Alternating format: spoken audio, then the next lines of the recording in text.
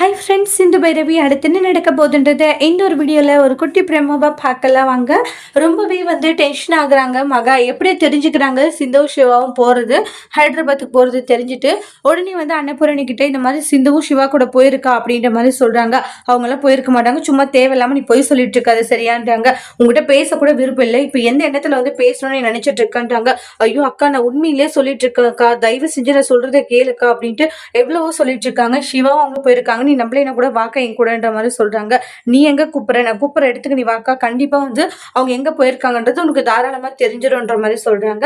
அதுக்கு அடுத்ததான் பாத்தீங்கன்னா நேரா அவங்க எடுத்திருக்க அந்த ரெசார்ட்கே டைரக்டா அன்னபூரணியும் மகாவுமே போயிடுறாங்க. ஏன்னா எப்படியாச்சும் அக்கா கிட்ட நிரூபிச்சிடணும், அதுக்கப்புறம் நைஸா வீட்டுக்குள்ளார போயிடணும் அப்படின்னு சொல்லிட்டு பிளானிங்கோட தான் அவங்க இந்த மாதிரி பிளான் பண்ணி கூட்டிட்டு போயிருப்பாங்க.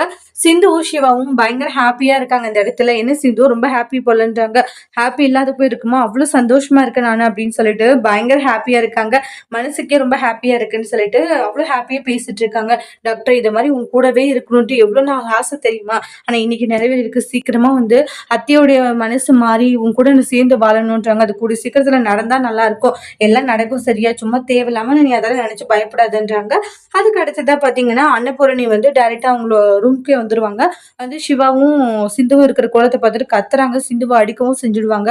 உடனே பெரியம்மா போதும் நிப்பாட்டுங்க பெரியம்மா, இன்னும் எங்களுக்கு சட்டப்படி டிவோர்ஸ் ஆகல இல்ல, அதுக்கப்புறமும் ஏன் இப்படி பண்ணிட்டு இருக்கீங்க, ஊர் உலகம் போய் என்ன சொல்லிடும், கல்யாணம் ஆயிடுச்சு இன்னும் டிவோர்ஸ் ஆகல, அதை மட்டும் தானே சொல்லுவாங்க, இப்பவே நானும் சிந்து பிரிஞ்சிடணும்னு நினைக்கிறீங்க பெரியம்மா அப்படின்ட்டு முதல் முறையா பெரியம்மாவை எதிர்த்து பேசுறாங்க. அன்னபூரணியால பதில் பேச முடியாது, அங்க இருந்து கிளம்பி போயிடுறாங்க.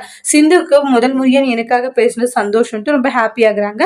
அதோட இந்த பிரமோவை முடிச்சிருக்காங்க. இனி வரக்கூடிய எபிசோட்ல என்ன மாதிரி ஒரு டோஸ்ட் வர போதுன்னு வெயிட் பண்ணி பார்க்கலாம். தேங்க்யூ.